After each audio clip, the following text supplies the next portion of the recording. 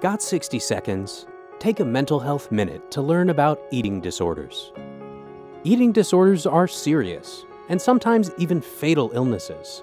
Eating disorders affect all types of people. People with eating disorders may appear healthy, even when they are very ill.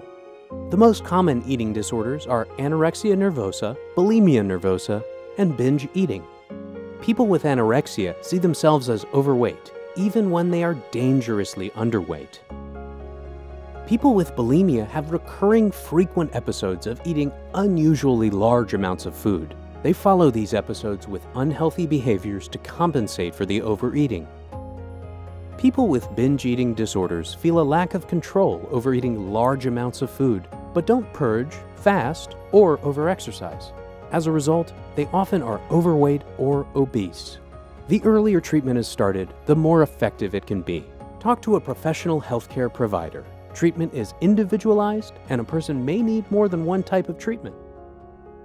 Learn more about eating disorders through the NIMH website and spread the word to help someone else.